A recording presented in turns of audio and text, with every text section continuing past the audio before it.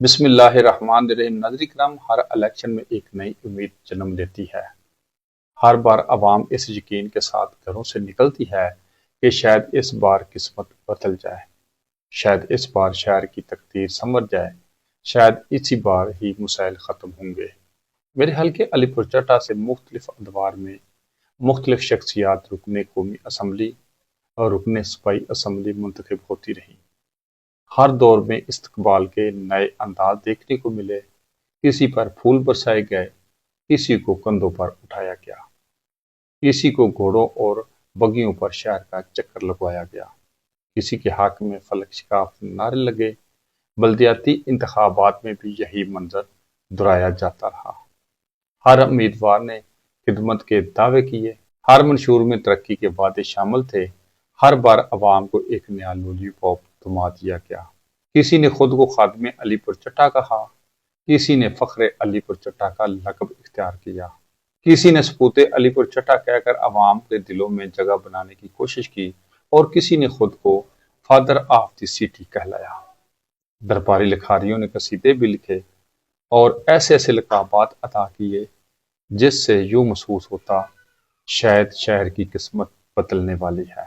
مگر سوال آج بھی وہی ہے، جن لوگوں کو ووٹوں سے یہ اقتدار ملا، جن لوگوں نے اعتماد کیا، جن لوگوں نے اپنے مستقبل کی امیدیں ان نمائندوں سے وابستہ کی، کیا ان کی زندگی واقعی ہی بدلی؟ کیا شہر کے حالات بہتر ہوئے؟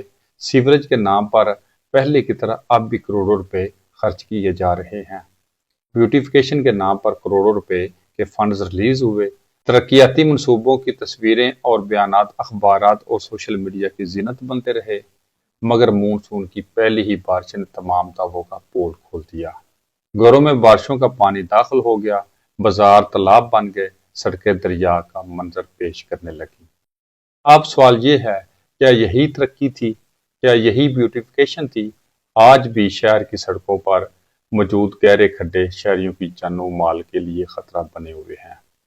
بارش کا پانی ان کھڈوں کو چھپا دیتا ہے، گاڑیوں کے ٹائر پھٹتے ہیں، موٹر سائیکل سوار زخمی ہوتے ہیں۔ متعلقہ اداروں کے نوٹس میں لانے کے باوجود خاموشی آج بھی قائم ہے۔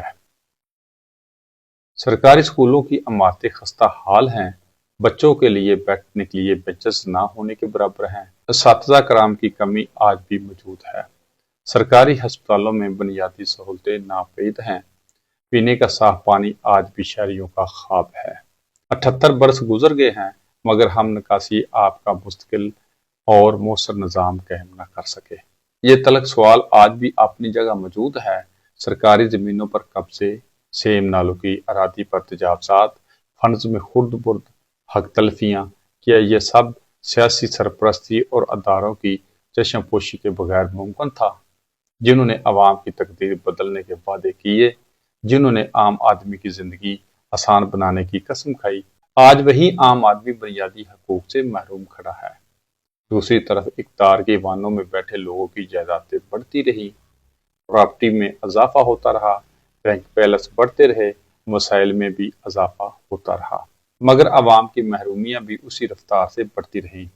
وقت کا تقاضا یہ ہے کہ شہر میں جتنے بھی ترقیاتی منصوبوں کے لیے فنڈز جاری ہوئے، ان کا مکمل اور شفاف آڈٹ کیا جائے۔ ہر منصوبے کی لاگت، معیار اور تکمیل کی آزادانہ جانچ کی جائے، تاکہ عوام کو معلوم ہو سکے ان کے ٹیکس کا پیسہ کہاں اور کیسے خرچ ہوا۔ سرکاری اراضی پر قبضہ کرنے والوں، قبضہ کرانے والوں اور ان کی معاونت کرنے والوں کو قانون کے دائرے میں کھڑا کیا جائے۔ ڈرینیج سسٹم اور سیم نالوں پر قائم تمام غیر قانونی تعمیرات ختم کرائی جائیں، تاکہ بارشی پانی کی قدرتی گزرگاہیں بحال ہو سکیں۔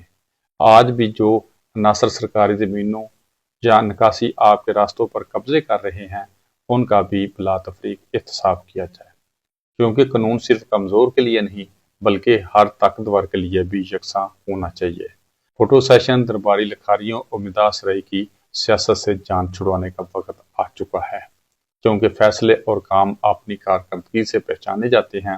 انہیں تصویروں، اشتہاروں اور تعریفی بیانات کی ضرورت نہیں ہوتی۔ یہ الفاظ ایک فرد یا جماعت کے خلاف نہیں بلکہ ایک سوچ، ایک نظام اور ایک طرز سیاست کے بارے میں سخت سوال ہے۔ شہر صرف نعروں سے نہیں بنتے، لقابات سے ترقی نہیں آتی، تصویروں سے مسائل حل نہیں ہوتے۔ یاد رکھیں، ترقی صرف دیانتداری، منصوبہ بندی، ایماندار قیادت، شفاف احتساب اور عوامی خدمت سے آتی ہے۔ وقت آ گیا ہے کہ شخصیت پرستی سے نکل کر کارکردگی کو معیار بنایا جائے۔ ووٹ نعروں پر نہیں بلکہ کردار، خدمت، دیانت اور عملی کارکردگی کی بنیاد پر دیا جائے۔